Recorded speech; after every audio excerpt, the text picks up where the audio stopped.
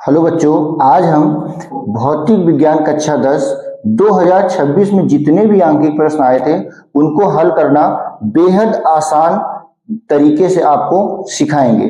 ठीक है, स्टार्ट करते हैं। Question number 1। क्वेश्चन नंबर 1 में क्या कह रहा है? कह रहा है कि 3 सेंटीमीटर लंबा बिंब, अब समझिएगा, बिंब कहे चाहे वस्तु कहे दोनों एक ही चीज है। 3 सेंटीमीटर लंबा बिंब 10 सेंटीमीटर फोकस दूरी के किसी उत्तल लेंस के मुख्य अक्ष के लंबवत रखा है। मान लीजिए ये क्या है? उत्तल लेंस है। आपको पता उत्तल लेंस क्या होता है? उत्तल लेंस बीच में मोटा, किनारे किनारे पतला होता है। इसकी प्रकृति क्या होती है? अभिसारी प्रकृति होती है।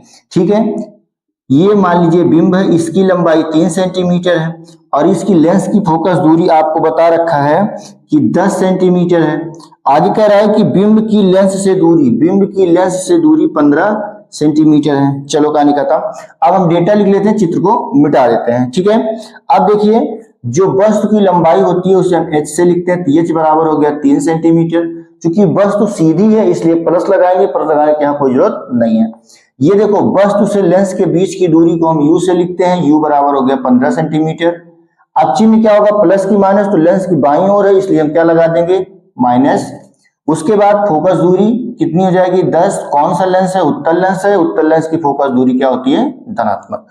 अब आपको क्या करना है कि केवल हल करना है, सोल्यूशन। अब यहाँ पे जब हल करने की बात आती है तो सबसे पहले हम क्या निकालते हैं? ये कह रहा है कि सवाल में प्रतिबिंब की स्थिति बताओ। क्या कह रहा है कि प्रतिबिंब की स्थिति बताओ। ठीक है, अगर प्रतिबिंब की स्थिति बताना है तो आपको निकालना होगा भी। ठीक है ना। अब लेंस की फोकस दूरी का सूत्र, लेंस की फोकस दूरी का सूत्र क्या होता है? 1/f बराबर 1/v माइनस 1/u।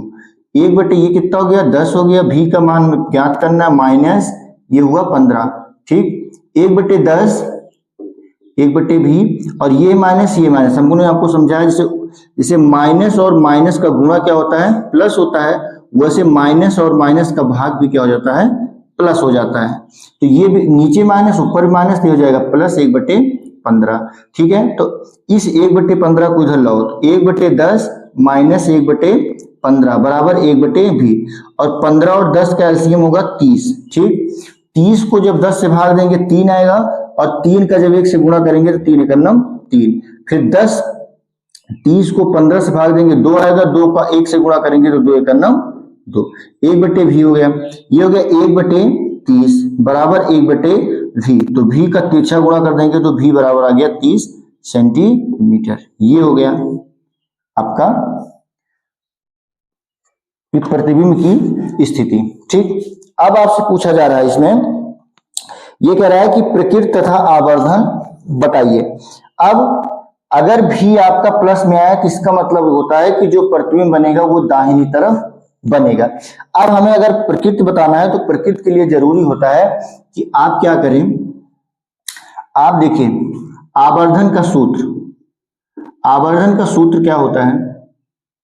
रेखीय आवर्धन का सूत्र होता है m बराबर h डैश अपान h बराबर v/u। ठीक है, हम क्या करते हैं? मान निकालते हैं m बराबर h डैश अपान h बराबर v/u। तो हम सबसे पहले क्या काम करेंगे कि हम आवर्धन बाद निकालेंगे। हम निकाल लेते हैं h डैश का मान। h डैश के मान से क्या होगा? h डैश के मान से हमें ये पता चल जाएगा कि ये जो वस्तु है ये उल्टी बन रही है कि सीधी बन रही है। अब देखिए, और बड़ी बन रही है कि छोटी बन रही है? तो देखिए, h डैश, h का मान 3, v का मान आया 30, u का मान -15। आप इसको सॉल्व करेंगे तो h डैश अपान 3 हो गया। 15 एकम 15, 15 दूनी 30, ये -2 आया, तो h डैश बराबर आ गया -6 सेंटीमीटर। इसका गुणा इससे कर दोगे, h डैश का मान हो गया -6 सेंटीमीटर। अब आप इस बात को समझिए कि यहां पर देखिए प्लस लगा है। ठीक, अगर कोई चीज नहीं सब प्लस है तो ये वस्तु सीधी थी, और ये जो यहाँ ये h डैश का मान माइनस में आ गया, इसका मतलब जो वस्तु होगी वो कैसी बनेगी? उल्टी। वस्तु कैसी हो जाएगी? उल्टी। अगली चीज, उल्टी के साथ साथ ये माइनस, और देखो वस्तु 3 सेंटीमीटर की थी और प्रतिबिंब 6 सेंटीमीटर का है, तो उल्टी के साथ साथ बड़ी भी हो गई, ये बड़ा लिखेंगे। अब वास्तविक होगा कि आभासी होगा, उसको हम पता करने के लिए एक तरीका अपना लेते हैं, एम बराबर भी अपान यू का फॉर्मूला लगाते हैं। ठीक, यम भी का मान कितना है, अभी 30 आया, यू का मान कितना है -15, इसको काट देंगे तो यम बराबर आ जाएगा -2। अब अगर यम माइनस में आ रहा है, इसका मतलब जो प्रतिबिंब होगा वो बनेगा वास्तविक। एक चीज, पहला ये क्लियर हो गया। दूसरा, आपको वैसे पता है कि वास्तविक होगा तो उल्टा भी होगा, ये भी आपको पता है। अगर वास्तविक होता तो उल्टा होता, यहां से मैंने उल्टी साबित भी कर दिया कि एच डैश का मान चूंकि माइनस में रहा है, प्रतिबिंब जो बनेगी उल्टा बनेगा या उल्टी बनेगी, बोथ आर सेम थिंग। उसके बाद यम का मान अगर 1 से अधिक है, यम का मान अगर 1 से अधिक होता है तो प्रतिबिंब बड़ा बनता है, यम का मान 1 से कम होता है तो छोटा बनता है, और अगर यम का मान 1 के बराबर होता है तो वस्तु और प्रतिबिंब क्या होते हैं, बराबर। तो यहाँ कॉन्सेप्ट हम क्लियर कर लें कि एम का मान अगर माइनस में आया तो वास्तविक, और अगर यम का मान प्लस में आता तो जो प्रतिबिंब बनता वो आभासी बनता। ठीक है, ये पूरा सवाल है आपका सॉल्यूशन। ये ऐसे आपको नीचे लिख देना है, क्या लिखेंगे कि प्रतिबिंब लेंस की दाईं ओर 30 सेंटीमीटर की दूरी पर वास्तविक उल्टा व बड़ा बनेगा। ऐसे आप पूरा लास्ट में लिख दीजिएगा। ये सवाल आपका सॉल्व हो गया। ठीक है, अगला प्रश्न है आपका, परिपथ में कुल धारा ज्ञात कीजिए। ये आपके सामने परिपथ है। परिपथ क्या होता है, वह बंद पथ जिसमें धारा का प्रवाह होता है उसे हम परिपथ कहते हैं। तो आपको ये पता है कि अगर आपसे ये पूछा जाए कुल धारा, तो हमें ये याद करना है कि आई बराबर होता है V अपान R। अब चूंकि कुल धारा पूछ रहा है तो हम यहाँ पर R तुल्य का मान लिखेंगे। R तुल्य का मतलब होता है कि जितने भी प्रतिरोध हैं उनको पहले सॉल्व कर लो, तो जो सॉल्व कुल सभी प्रतिरोधों को सॉल्व करने पर जो आएगा वो क्या होता है, आपका तुल्य प्रतिरोध। ठीक है, अब हम सॉल्व करते हैं, तो सबसे पहले इनको सॉल्व करेंगे। हम दूर से सॉल्व करने, राइट साइड से सॉल्व करना शुरू करते हैं। ये है, ये दोनों आमने सामने हैं, और आपको पता है अगर प्रतिरोध आमने सामने है तो इसका मतलब समांतर क्रम में है, और अगर इनका मान बराबर है तो हम एक फॉर्मूला यूज करते हैं, R डैश बराबर R बटे N। R का मान कितना लिखा जाएगा 20, N का मान लिखा जाएगा 2, और काट दोगे तो आ जाएगा 10 ओम। ठीक है, अब क्या करना होता बेटा कि आप लोग क्या करिएगा, बोर्ड पेपर में फिर ऐसे चित्र बना दीजिएगा, एक फिर ऐसे डायग्राम बनाएंगे, और यहां क्या लिख देंगे, सॉल्व होकर आया 10 ओम, और ये कितना है 10 ओम है, ये यहाँ आई लिखा है, यहाँ लिखा है 12 वोल्ट। ठीक है ना। अब देखिए ये दोनों क्या है, बगल बगल है। अगर बगल बगल है इसका मतलब श्रेणी क्रम, तो इनको दोनों को सॉल्व करने के बाद कोई प्रतिरोध नहीं बचेगा, इसलिए अब हम लास्ट में क्या लिख देंगे, R तुल्य बराबर R1 प्लस R2। तो ये हो जाएगा आपका 10 plus 10 equal to 20 ohm. R तुल्य का मान क्या आ गया 20 ओम।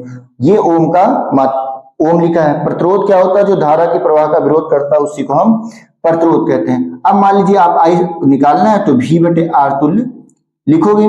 V की जगह आप क्या लिखोगे 12, इसका मान क्या है 20, 2 छंग 12, 2 दहम्मा 20।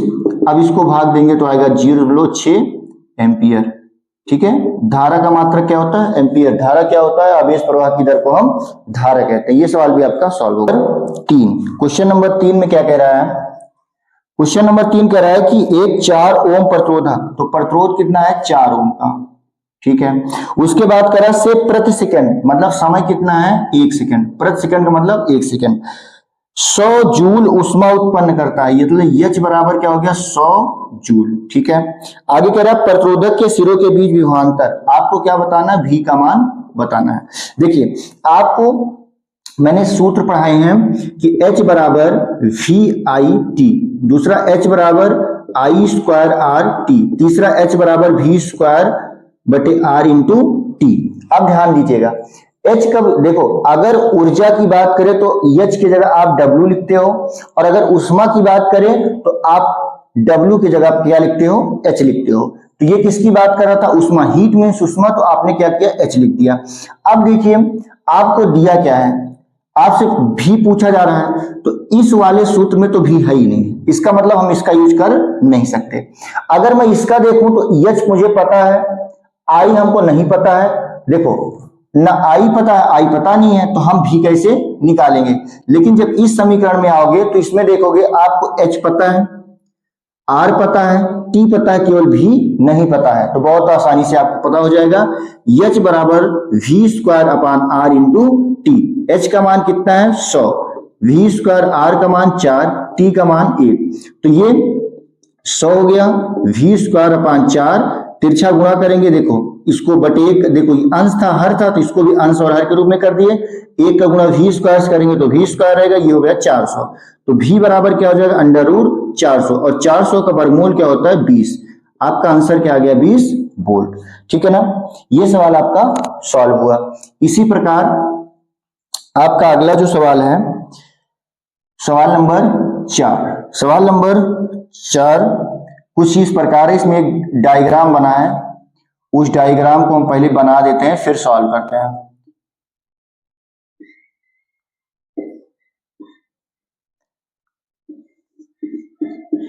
ये हुई बैटरी। बैटरी क्या होती है, सेलों के कंपोजिट संयोजन को हम क्या कहते हैं, बैटरी कहते हैं। ये 10 ओम है, ये भी 10 ओम है, ये भी 10 ओम है, और ये भी 10 ओम है। ठीक है, यहां करंट आई जा रही है, आपसे पूछा जा रहा है आई का मान बताइए। अब देखिए हमने आपको बताया कि आमने सामने अगर है प्रतिरोध तो इसका मतलब क्या होता है, समांतर क्रम में है। ठीक है ना, और समांतर क्रम की परिभाषा क्या होती है, यदि प्रत्येक प्रतिरोध का प्रथम सिरा एक बिंदु पर और द्वितीय सिरा एक बिंदु पर जुड़ा हो तो उससे हम क्या कहते हैं, समांतर क्रम। समांतर क्रम में विभवांतर समान होता है, धारा अलग अलग होती है। तो ये दोनों किस क्रम में है, समांतर क्रम में है, और चूंकि इनका मान सेम है इसलिए हम इस सूत्र का इस्तेमाल करेंगे कि R डैश बराबर R बटे N। R का मान कितना है 10, N का मान कितना है 2, क्योंकि इनकी संख्या, N की जगह संख्या लिखी जाती है। आपने काट दिया ये 5 ओम। ऐसे ही इसको जब आप सॉल्व करेंगे R डबल डैश R बराबर N कर देंगे, इनका मान कितना है 10 है, संख्या 2 है, ये 5 आ गया। अब देखिए ये सर्किट आप खत्म कीजिएगा, एक नई सर्किट या नया परिपथ बनाइएगा आप बोर्ड के पेपर में, और बढ़िया साफ सुथरा बनाइएगा भी। यहां भी आप लिखिए 5 ओम, यहां भी 5 ओम लिखिए, यहां पर है 12 वोल्ट। अब ये दोनों बगल बगल है, मतलब श्रेणी क्रम में है। श्रेणी क्रम की परिभाषा क्या होती है कि जब प्रत्येक प्रतिरोध का द्वितीय सिरा अगले प्रतिरोध के पहले सिरे से जुड़ा हो तो उसे हम श्रेणी क्रम कहते हैं, और श्रेणी क्रम में धारा समान होती है लेकिन विभवांतर अलग अलग होता है। ठीक है, अब देखिए अब इन दोनों को सॉल्व करने के बाद कोई प्रतिरोध नहीं बचेगा, तो हम लास्ट में लिख लेंगे R तुल्य बराबर R1 dash R dash plus R double dash. तो ये हुआ 5 प्लस 5, सॉल्व किया आपका आया 10 ओम। तो R तुल्य का मान क्या हो गया 10 ओम। I का मान पूछा गया, I इक्वल टू आपको पता है V बटे R तुल्य हो गया। ठीक है, V का मान 12, R तुल्य का मान 10। अब इसको आप सॉल्व करेंगे आता है 1.2 एम्पियर। कहानी खत्म। ये आपका हो गया चौथा सवाल सॉल्व। अगला सवाल आपका सवाल नंबर 5 है। इसमें क्या करना है, ए और बी के बीच तुल्य प्रतिरोध बताना है। देखिए तो हम दाहिनी तरफ से सॉल्व करना शुरू करेंगे। ये तीनों किस क्रम में है, समांतर। क्यों, कैसे आप जान गए, क्योंकि अगर आमने सामने आपको प्रतिरोध दिखा तो इसका मतलब समांतर क्रम में है। अब चूंकि इन तीनों का मान समान है इसलिए हम क्या करेंगे, R dash equal to R बटे N। R का मान 3 है, इनकी संख्या भी 3 है, काट दिए गया 1 ओम। इसी प्रकार ये दोनों भी आमने सामने है, इसका मतलब समांतर क्रम में, इनका मान भी समान है, तो हम सूत्र लगाएंगे R double dash equal to R बटे N। मान कितना है 2, संख्या कितनी है 2, काट दिया 1 ओम आ गया। अब ये ऐसे बन गया, और आप भी बोर्ड के पेपर में बनाएंगे। A V यहां पर लिख देंगे 1 ओम, यहां पर लिख देंगे 1 ओम। अब ये दोनों चूंकि बगल बगल हैं इसका मतलब श्रेणी क्रम में है, और श्रेणी क्रम में है तो इनके बाद कोई प्रतिरोध है भी नहीं, तो हम लिखेंगे R तुल्य बराबर R dash plus R double dash बराबर 1 प्लस 1 इक्वल टू 2 ओम, यानी कि 2 ओम। ये सवाल आपका हुआ सॉल्व। अगला क्वेश्चन है क्वेश्चन नंबर 6। क्वेश्चन नंबर 6 में देखिएगा, आप क्वेश्चन आपकी स्क्रीन पर दिख रहा होगा। मैं आपका ये जो 10 ईयर होता है अनसॉल्व, उसी से पढ़ रहा हूं। 20 सेंटीमीटर फोकस दूरी के उत्तल लेंस, मतलब उत्तल लेंस की फोकस दूरी कितनी है 20 सेंटीमीटर, चूंकि उत्तल लेंस है इसलिए प्लस। उत्तल लेंस से 30 सेंटीमीटर की दूरी पर एक पतली छड़ मुख्य अक्ष के लंबवत रखी गई है। तो छड़ क्या है, वस्तु है, कितनी दूर रखी है 20 सेंटीमीटर की। अब हमेशा बाईं ओर ही रखी जाती है तो माइनस लगा लेता हूं, कहानी खत्म। आगे क्या रहा है, छड़ के प्रतिबिंब का आवर्धन ज्ञात कीजिए। ठीक है, यम आपसे पूछा जा रहा है। अब आपको पता m इक्वल टू क्या होता है, अगर मैं सॉल्यूशन की बात करूं तो यू नो वेल कि m इक्वल टू होता है v अपान u। आपको u पता बट v नहीं पता, तो फर्स्ट ऑफ ऑल आप क्या पता करेंगे, v पता करेंगे। तो लेंस का जब सूत्र लगाएंगे तो 1/f बराबर होगा 1/v माइनस 1/u। ठीक, तो यहां पर लिखेंगे 1/, ये वस्तु जो रखी है वो 30 सेंटीमीटर की दूरी पर रखी गई है। ठीक है, तो यहां पर हो गया 20, ये हो गया 1/v माइनस आपका ये हो गया 30। ठीक, तो ये हुआ 20, 1/v माइनस माइनस ये हो जाएगा आपका प्लस 1/30। अब जब 1/30 को इस साइड लाओगे तो हो जाएगा माइनस में। 20 और 30 का एलसीएम होता है 60, 60 को 20 से भाग दोगे 3 आएगा, 3 को 1 से गुणा करोगे 3 एक अन्नम 3, 60 को 30 से भाग दोगे 2 आएगा, 2 को 1 से गुणा करेंगे 2 एक अन्नम 2। ये हो गया 1/60, तिरछा गुणा आप करिए, इसका गुणा इससे, इसका गुणा इससे, तो v बराबर आ गया 60 सेंटीमीटर। अब आपसे पूछा जा रहा है आवर्धन, तो m बराबर क्या हो जाएगा, v के जगह पर आप लिखेंगे 60 और u के जगह लिखेंगे -30, तो m बराबर आ गया -2। अगर बात आवर्धन की जाए तो आवर्धन आपका आ गया 2, और ये -2 क्या बता रहा होगा आपका कि प्रतिबिंब कैसा बनेगा, वास्तविक बनेगा। दो जो लिखा है 1 से बड़ा है, इसका मतलब यम का मान जो 1 से अधिक है तो प्रतिबिंब कैसा होगा, बड़ा होगा। ठीक है ना, तो ये वास्तविक बनेगा, साथ में उल्टा बनेगा ही बनेगा और बड़ा भी बनेगा। अगला जो क्वेश्चन है क्वेश्चन नंबर 7। क्वेश्चन नंबर 7 में आपका एक परिपथ बना है। सबसे पहले मैं परिपथ बनाता हूं, थोड़ा टाइम लगता है, और ये हो गया आपका परिपथ। ठीक है ना, यहां पर ये सेल लगी है, सेल नहीं बोल रहा हूं, सेल बोल रहा हूं। सेल क्या होता है, सेल किसे कहते हैं अगर पूछा जाए तो आप बताइएगा, वह युक्ति जो रासायनिक ऊर्जा को वैद्युत ऊर्जा में परिवर्तित करती है उसे हम सेल कहते हैं। इस सवाल में आपसे पूछा जा रहा है कुल प्रतिरोध मतलब तुल्य प्रतिरोध, पहला क्वेश्चन है। दूसरा पूछा जा रहा है कि सेल में प्रवाहित धारा। तो हम सबसे पहले क्या ज्ञात करेंगे, तुल्य प्रतिरोध। देखो ये दोनों क्या है, आमने सामने, और इनका दोनों का मान भी क्या है, समान है। इसका मतलब मैं लिखूंगा r डैश बराबर r/n। r का मान क्या है 8, n का मान क्या है 2। 2 क्या होता है, जितने प्रतिरोध या इनकी प्रतिरोधों की संख्या, कार्य जो भी आ गया चारों। अब आप देखिए ये दोनों सॉल्व हो गया। अगली सर्किट में ऐसे बना दूंगा, सर्किट का मतलब क्या होता है, परिपथ होता है। अब देखिएगा ये है 4 ओम, ये भी है 4 ओम और ये भी है 4 ओम। ओके, ठीक, ये तीनों किस क्रम में है, श्रेणी क्रम में, श्रेणी क्रम में है, और इनके बाद कोई है भी नहीं, तो मैं सीधा R तुल्य बराबर R, सीधा मैं लिखूंगा इसको R1, इसको R2, इसको R डैश मान लेता हूं, R1 R2 plus R dash. तो ये हो गया 4 + 4 + 4, ऐसे कर दो 4, तो अगर आप ऐसे कर दोगे तो हो गया 12 ओम। अच्छा, इसके लिए एक तरीका और होता है, इसका अल्टरनेट आप ऐसे लिख सकते हो कि R तुल्य बराबर, चूंकि मान समान है तो n into R, n into R, n की जगह लिखोगे 1 2 3, इनकी संख्या कितनी, 3, इनका मान कितना है 4, तो 4 तिहाई 12। ऐसे भी आप कर सकते हो, डिपेंड ऑन योर चॉइस, आपके इच्छा पर निर्भर करता है। तो R तुल्य का मान कितना आ गया 12 ओम। I का मान तुमसे पूछा जा रहा है, तो I इक्वल टू क्या होता है V अपान R तुल्य, तो V का मान कितना है 6, R तुल्य का मान 12 आया, तो 6 का नम 6 दूनी 12, I का मान आ गया 1/2, जिसे आप लिख सकते हैं 0.5 एम्पियर। सवाल समाप्त। ठीक है ना, ये सवाल नंबर 7 आपका हो गया। अगला प्रश्न है, क्वेश्चन नंबर आपका है ये 8। क्वेश्चन नंबर 8 स्क्रीन पे आपको दिख रहा होगा, कह रहा है 200 वाट का एक रेफ्रिजरेटर प्रतिदिन 12 घंटे कार्य करता है, 5 रुपए प्रति किलो वाट घंटे की दर से 15 दिन के लिए विद्युत ऊर्जा का मूल्य बताओ। बहुत सही, आपको निकालना है विद्युत ऊर्जा, और वो भी किस में निकालना है, आपको निकालना है किलो वाट घंटे में। तो सबसे आप क्या करेंगे, यहां पर जो लिखेंगे 200/1000 कितना घंटा, 12 दिन, सॉरी 12 घंटा, कितने दिनों तक, 15। देखो ये किस हमारा हमें वाट में दिया गया था और लिखना किसमें, किलोवाट में, तो हम क्या करेंगे 1000 से भाग करेंगे, ठीक है।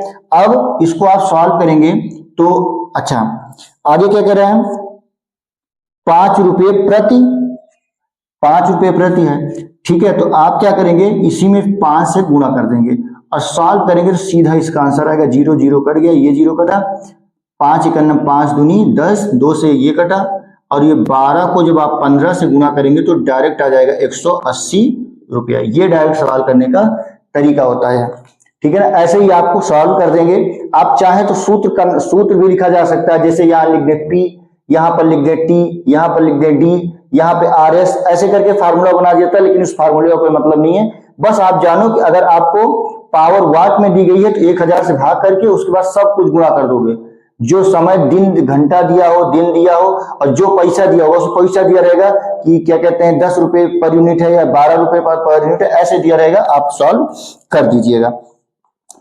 अगला सवाल आपका इस अगले सेट में अगला क्वेश्चन है क्वेश्चन नंबर 9। क्वेश्चन नंबर 9 में लिखा है 5 ओम प्रतिरोध में धारा, 5 ओम प्रतिरोध में धारा, मतलब प्रतिरोध कितना है 5 ओम, ठीक है, में धारा प्रवाहित करने पर 125 जूल प्रति सेकंड उसमें उत्पन्न होती है। H बराबर 125 जूल और उस कितनी देर में, 1 सेकंड में। चलो ठीक है, कोई बात नहीं। उत्पन्न होती प्रतिरोधक के सिरों के बीच विभवांतर ज्ञात कीजिए। तो आपको ऐसा सवाल मैं पहले बता चुका हूं। तो H बराबर V²/R इंटू T। H का मान 125 है, V² निकालना है, R का मान है 5, T का मान है 1। तो ये हो गया 125/V²/5। तिरछा गुणा करेंगे, V² बराबर हो जाएगा 5 का जब 125 से गुणा करेंगे तो 625 होगा। तो V बराबर क्या हो जाएगा, √6 625। तो V बराबर आ जाएगा 25 वोल्ट, क्योंकि 625 का वर्गमूल 25 होता है, ठीक है। ये क्वेश्चन नंबर आपका 9 हो गया। क्वेश्चन नंबर 10, आइए क्वेश्चन नंबर हम 10 देखते हैं। क्वेश्चन नंबर 10 क्या कह रहा है बेटा, कह रहा है 20 सेंटीमीटर फोकस दूरी वाले उत्तल लेंस, ये रिपीटेड सवाल है, इसको मैं यह बराबर दिया है 20 सेंटीमीटर प्लस में, क्यों, क्योंकि कौन सा लेंस है, उत्तल लेंस है। 30 सेंटीमीटर, U बराबर -30 सेंटीमीटर, 30 सेंटीमीटर। आपके क्वेश्चन में किलोमीटर दिख रहा है, वो मिस्टेक है, प्रिंटिंग मिस्टेक है, उसको आप सेंटीमीटर में कर लीजिएगा। 30 सेंटीमीटर की दूरी पर वस्तु स्थित है। वस्तु के प्रतिबिंब की स्थिति बताओ। आपको भी बताना है, बहुत आराम से बता सकते हो। इसको आप सॉल्व करके कमेंट करिएगा, ये तुम आप लोगों की रिस्पॉन्सिबिलिटी है। अगला क्वेश्चन क्या है देखते हैं अगले सेट में। एक क्वेश्चन दिया है, बहुत अच्छा क्वेश्चन है, क्वेश्चन नंबर 11। क्वेश्चन नंबर 11 में कह रहा 20 ओम प्रतिरोध के एक तार को 5 बराबर भागों में विभक्त किया गया कर उन्हें समांतर क्रम में जोड़ दिया गया। तो इसका मतलब ये 4 ओम का, ये 4 ओम का, ये 4 ओम का, ये 4 ओम का और ये भी 4 ओम का होगा। ये सब 4 ओम के होंगे। कहोगे सर जी हम कैसे जाने 4 ओम का होगा, तो हम कहेंगे कि आपको हमने पढ़ाया था R समानुपाती यल। अगर यल छोटा होगा तो R भी छोटा हो जाएगा। जिस अनुपात में यल घटेगा उसी अनुपात में R भी घटेगा। चूंकि कुल प्रतिरोध कितना था 20 ओम, अब वो 5 भागों में बांटा गया तो बनेगा क्या 4 ओम का, 4 ओम का, 4 ओम का और ये भी 4 ओम का, और ये सारे के सारे कितने ओम के हो जाएंगे 4 ओम के हो जाएंगे।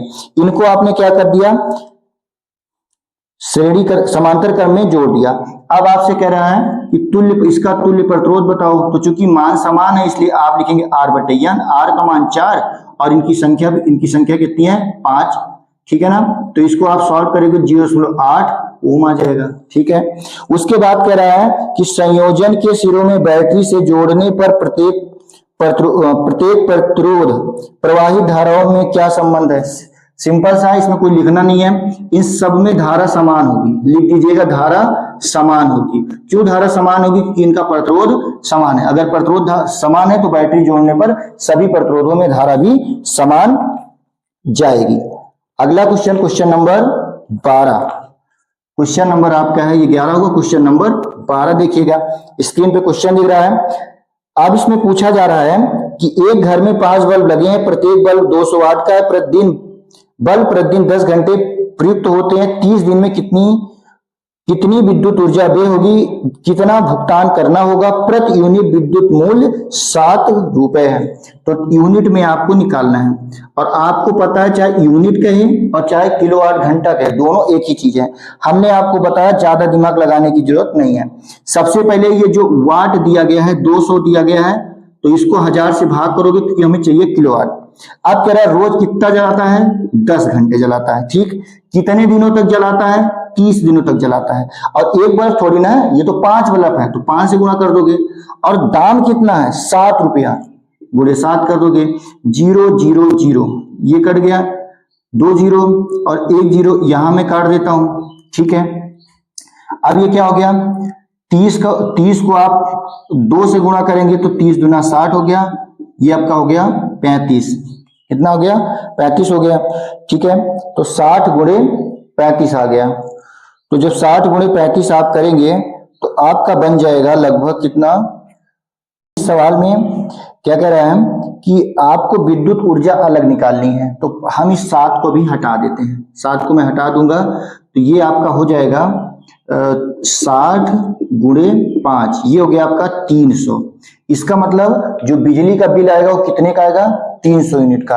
और अगर पूछा जाए कि व्यय कितना होगा रुपए में, मतलब भुगतान कितना आपको करना होगा, भुगतान, तो वो करना होगा 300 गुणे 7 का, क्योंकि बिजली का बिल कितने का आएगा, 300 यूनिट का, और 1 यूनिट का दाम 7 रुपया है। तो 300 यूनिट का निकालने के 7 से गुणा करेंगे तो ये हो जाएगा 2100 रुपए।